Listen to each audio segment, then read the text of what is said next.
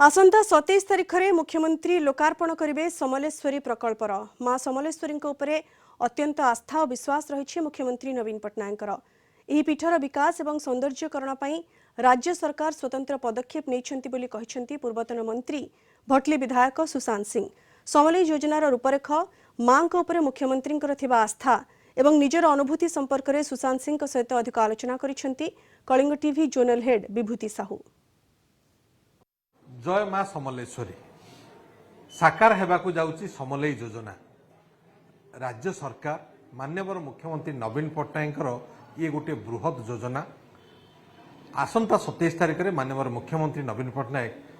समलेई प्रकल्प को लोकार्पित करने को जाउचंती एवं पश्चिम ओडिशार आराध्य देवी हेउचंती मां समलेश्वरी गाँ गाँव रे मां समलेश्वरी मंदिर रही केवल पश्चिम ओडिशा कहीं सारा राज्यर आस्था विश्वासर प्रतीक होचंती मां समलेश्वरी पड़ोशी छत्तीसगढ़ मध्य हजार हजार भक्त प्रत्येक दिन समलेश्वरी दर्शन करने को आसते तेरे ये योजना आज जितेबाला लोकार्पित होगाकू जाऊँगी सरकार गोटे बड़ योजना एवं आप देखिए श्रीमंदिर परिक्रमा प्रकल्प पर समलेश्वरी परिक्रमा प्रकल्प हूँ एक बृहत प्रकल्प जहाँ राज्य सरकार योजना करिसेंती बा लोकार्पित होगाकू जाउछि। तो ए संपर्क में आम आलोचना करबा आम सहित वरिष्ठ बीजेडी नेता पूर्वतन मंत्री भटलीर विधायक सुशांत सिंह अच्छंती। सर कलिंग टीवी को स्वागत करुछि। कौन कहिबे राज्य सरकार माननीय मुख्यमंत्री ये जो योजना को लेकिन आपणकर मत कौन? देखंतु पश्चिम ओडिशा रे विख्यात पीठ होछि समलेश्वरी पीठ तारपरे नरसिंहनाथ हरिशंकर सबु पीठर उन्नतीकरण माननीय मुख्यमंत्री नवीन पट्टनायक माने योजना माने करछन्ती एवं सबु कार्य संपूर्ण हेछि एवं मां समलेश्वरी पीठ को 292 कोटी टंका अनुदान देइछन्ती जहाँकि आमर समलेई मां मंदिर को आहरी भव्य सुंदर एवं पर्यटक मानकर श्रद्धालु मानकर रहिबा तो धरिकी सेठी समस्त सुविधा सुजोग कराई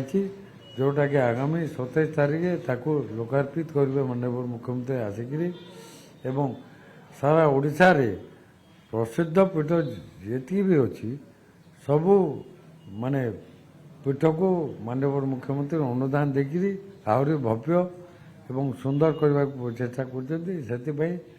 आमर मां समलेश्वरी पीठ को उन्नतीकरण में माननीय मुख्यमंत्री को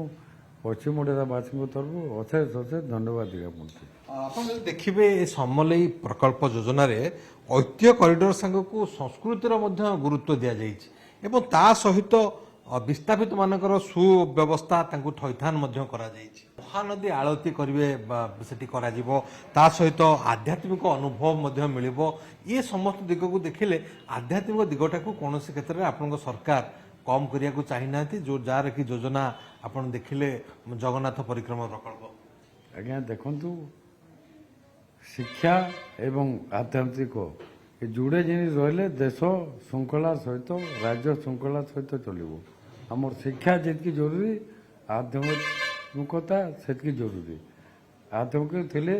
लोक ठीक बाटर परिचालित होते विवेकता माने लोकों जागृत हुए एवं भूल काम करने को पछघुंचा देता से आस्था एवं शिक्षा उपरे माननीय मुख्यमंत्री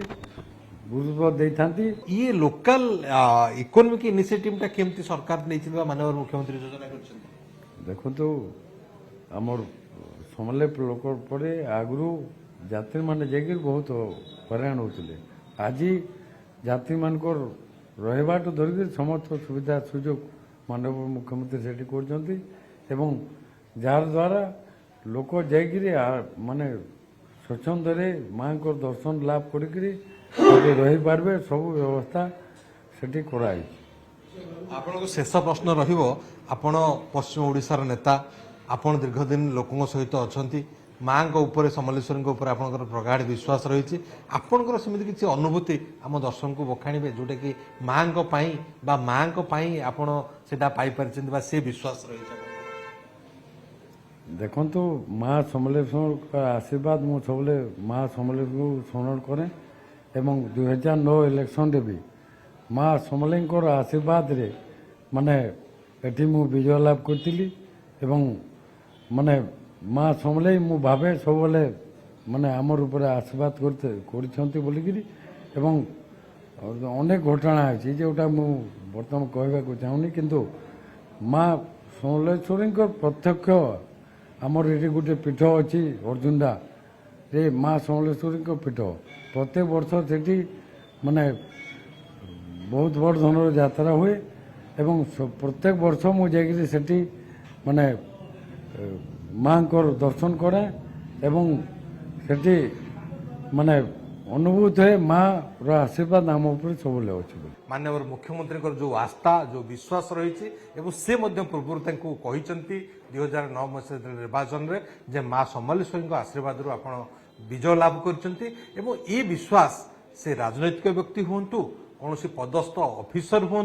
बा साधारण जनता हूँ समस्त रही से विश्वास आज सफल होती समलेई प्रकल्प बा समलेई परिक्रमा प्रकल्प योजना। बरगढ़ भटली भिडियोग्राफर पीयूष पाइकराय विभूति साहू कलिंग टीवी।